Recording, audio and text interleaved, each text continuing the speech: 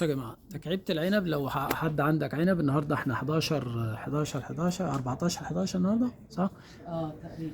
لو عندك عنب ووصل للمرحله دي وابتدى العنب ينشف بدري في الوقت ده، تاكد ان كل دي بتبقى اصابات. يعني بص الورق عامل ازاي، اللفه بتاع، يعني بص ادي في عنكبوت اهو، خلاص اهو لو انتوا شايفين اهو، ادي اهو خلاص، اكروس، جسد، تريبس، بياض دي بياض زغبي. العنب من اشد المحاصيل اللي بيصاب بالامراض الفطريه، من اشد المحاصيل والفاكهه اللي بيصاب بالامراض الفطريه. طب ايه الحل؟ الحل دايما نبقى احنا في المقدمه، نبقى دايما في الدفاع، ما نبقاش في سوري، نبقى في الهجوم، ما نبقاش في الدفاع. ما استناش المرض يجي لي. احنا ليه بنقول كل 20 يوم نرش منكوزيب، دوفاينوكونازول، ازوكسستروبين، اكروبات نحاس، كل الليله اللي بنشرحها دي عشان ما يبقاش عندي جراثيم الفطريات زي ما انت شايف، بياض زغبي وبياض دي وشغلانه.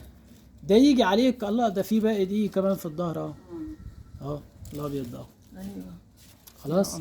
يجي عليك موسم النشاط بتاع العنب، يبقى النبات داخل وهو متدمر مع نقص التغذيه. طب الجزئيه الاخيره اللي انا هنوه عنها والناس تخلي بالها منها، شايفين التكعيبه معموله بطريقه صحيحه زي الفل ما شاء الله، انما الشبكه اللي فوق دي غلط، الشبكه الخشب دي غلط.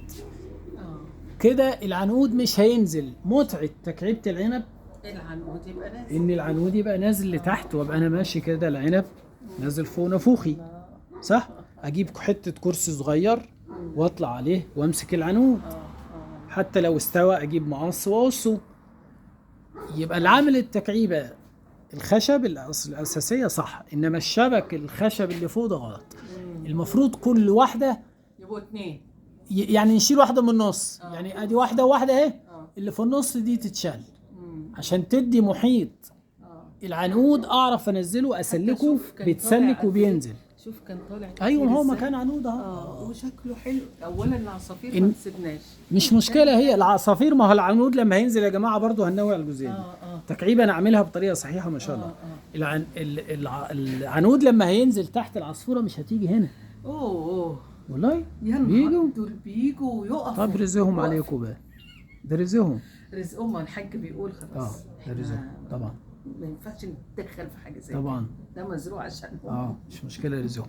خلاص يا اخوانا، يبقى التكعيبه لما نيجي نصممها ادي التكعيبه صحيحه زي الفل، ولكن الشبكه دي ادي حته خشبايه، وادي واحده الثانيه اللي في النص دي ما تنفعش، المفروض تبقى موجوده عشان العنقود ينزل كده ويبقى شكله جميل، وحته كرسي صغير تحت منك هتطول الايه اللي انت عايزه، هتطول اللي انت عايزه.